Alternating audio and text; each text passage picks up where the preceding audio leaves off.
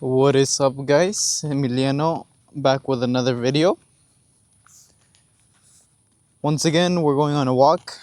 Today, I will be speaking about my experience as a former high ticket closer and still a current student. Been working out for about 3 years, almost four now. And specifically, today, I want to point out how I've been able to progress and how I was able to progress as a student and a closer. Whenever I first started with basically no equipment, right? I literally did calisthenics for at least a year into my lifting journey, like purely calisthenics, maybe with a few dumbbells, pull-up bar that I had in my backyard. But yeah, I'll be going over that with you guys today. How I was able to build muscle, stay consistent, and make progress with minimal to basically no equipment, and how I would do it if I was starting all over again for those people that are looking to get that out of this video. All right, so firstly, I'm going to be focusing on three main points, which is what you should focus on regardless of if you're doing purely calisthenics or if you're going to be mixing it up with weightlifting, whatever it is, right? Number one is going to be progressive overload. Number two, it is nutrition and recovery. And number three, which is another big point, is going to be movement and cardio, right? So number one, progressive overload. Whenever first starting in the gym, I remember first starting off doing, push-ups, your regular crunches, pull-ups, whatever you have access to, right? And of course, a big reason why a lot of people will say that weights are better, depending on your goals, of course. And another reason why calisthenics is hated on a lot is because of the lack of practicality, right? If your main goal is to build muscle, of course it's going to be much easier to do that with weights, right? Because you can progressively overload by adding 5 pounds more, 10 pounds more, and it's all easier to progress, right? And measure that. But in this case, maybe you don't have that equipment or you don't have that access to a gym. So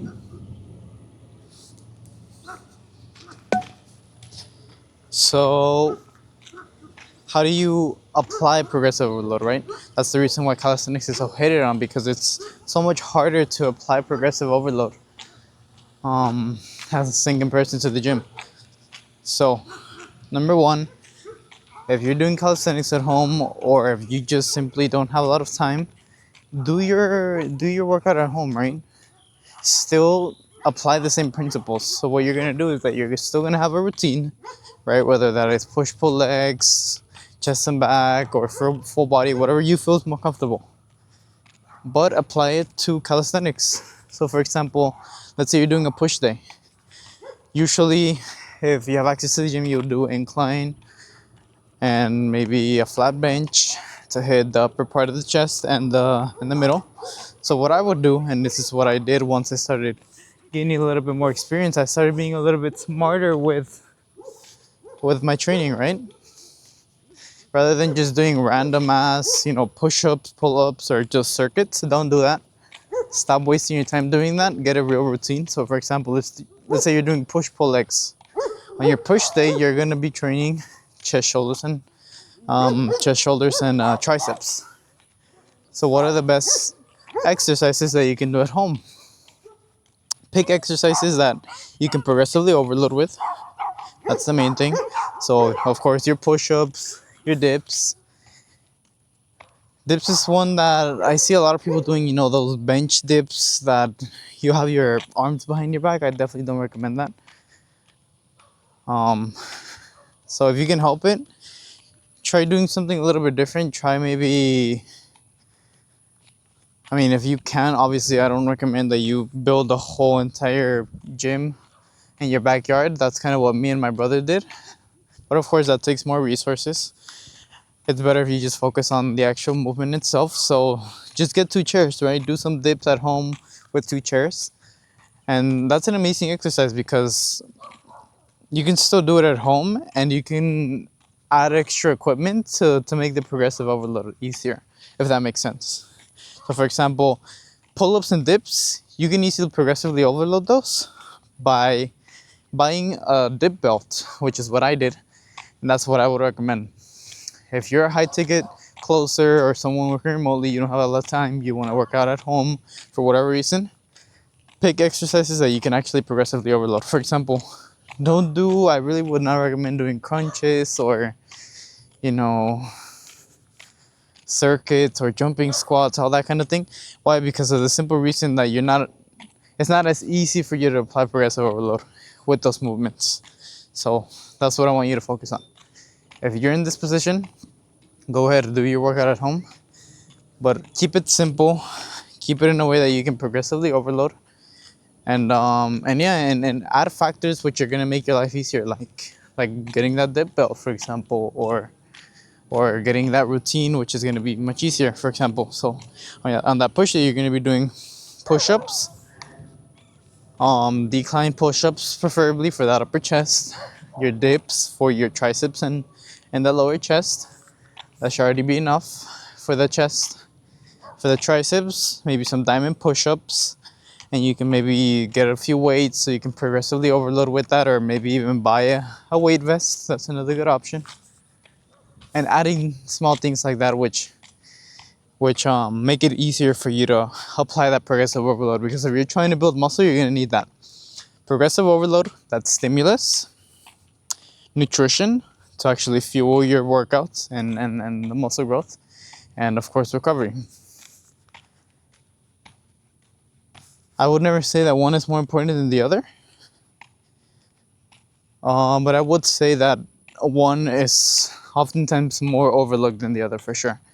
And in that case, it would be nutrition, which I want to move into here.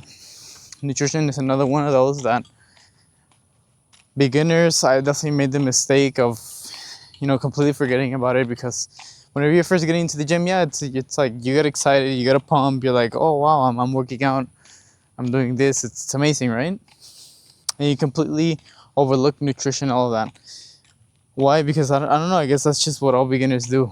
You think that you know better because, I don't know, maybe you got some newbie gains, you can get a good pump easily. My dog's running in the background over there. And whatever, right? And what I can say about that is that you never actually you never actually believe it until you try it. So even if you're watching this video right now, I'm sure a lot of you will be like, oh, I'll just apply the progressive overload principle and I'll just try to eat the best. Don't make that mistake, trust me. Getting your nutrition dialed in is gonna be 10 times better for the long run and the short run. You're gonna notice a lot more energy. It's gonna be easier for you to recover, and you're gonna notice a lot more gains than you usually would if you just ate whatever, right? However, you do want to find a sweet spot, because I understand you guys are watching this video because you're a high ticket closer, you're a student, you don't have a lot of time, you don't want to overcomplicate things, right? So I'm not saying that you should track calories or macros or get all of this, perfect routine, because that's not optimal either, or at least not for your situation. So yes, never overlook nutrition, but don't obsess over it either, is what I'm saying here, right? For example, you're watching this video because you don't want to overcomplicate things, but at the same time you want to make progress, and that's totally fine. That's perfect. Go out, I don't want you having to worry about what you're eating. If, let's say, it's Sunday night and you want to have a dinner with your family, that's totally fine. That's perfect, right? Because I'm not encouraging you. This video is not for those that are looking to obsess over their fitness. It's just for those that are wanting to get fit, they want to see progress, but they don't want to have their whole life based around that, right? Which is totally okay. So what I would recommend is, of course, if you don't absolutely have to, don't eat junk food, right? Don't completely cut that out of your life if you can, right? But let's say it's, situations like those where you're eating with your family, you're not just gonna be like, oh, I can't have this or I can't have that because I'm on a diet. No, because there's a reason why you're watching this video. You want to have that balance. You want to be able to enjoy life, but still make progress. So what I would say is, don't track calories, don't do that. Just learn what you're actually eating. Learn about calories, learn what's in a food, learn how to do that, learn what you're eating, what you're putting into your body, and base your decision off of that, right? For example, instead of buying fast food because it's easier, I don't know, just make something at home, even if it's not necessarily low calories. Because you're not gonna be counting calories. You're just gonna cook a better alternative of what you would usually eat, and of course, hit your protein goal and eat enough calories. But do not bulk. That's another mistake. I can make a whole nother video about that. But yeah, focus on progressive overload, like I said. And then when it comes to nutrition, just hit your protein, right? 0.8 to 1 gram per pound of body weight is gonna be more than enough, whether you're a beginner or intermediate or a little bit advanced. Okay? So just go based off of that. Progressive overload, keep it simple. Your push-ups, your dips, your pull-ups in a way that you can progressively overload and actually track your progress, make sure you're getting stronger. And when it comes to your nutrition, don't overlook it, right? But don't overcomplicate it either. Hit your protein goals. Find out what your maintenance calories are. Maybe eat 100, max 200 calories if you want to optimize how much energy you're actually intaking and making sure that your body's getting enough calories to build the muscle. And of course, hitting that protein goal.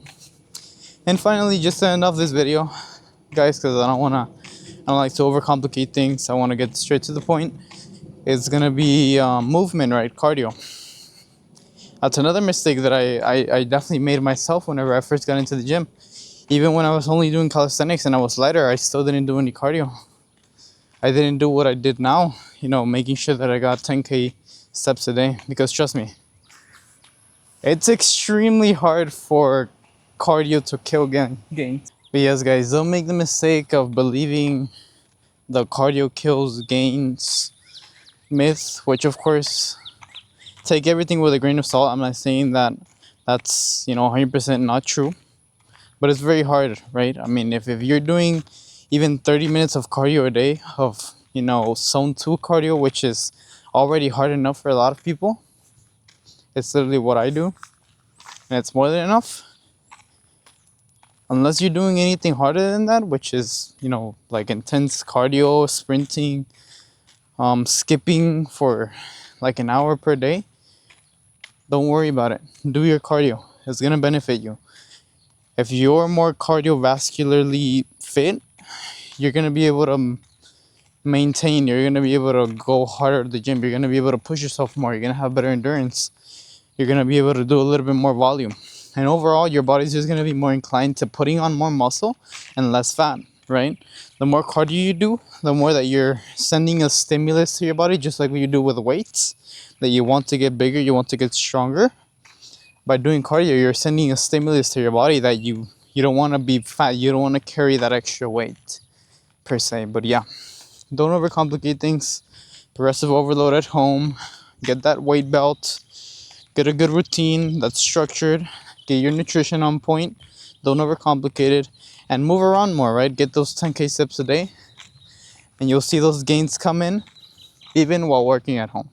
But yeah, let me know what you guys think. If I should have covered something else. But yeah, that's everything that I covered today. That's how I was able to build muscle, progress as a student, and how I take it closer by purely doing calisthenics for my first year of lifting. And what I would do if I was starting all over again, or if you're in the same position where you can't lift for whatever reason, or lift at the gym, is what I mean. Whether it is because of time, maybe you just want to save more time, you don't want to go to the gym, you don't want to get a gym membership, whatever it is, this is what I would do. And yeah, see you guys in the next one. Bye.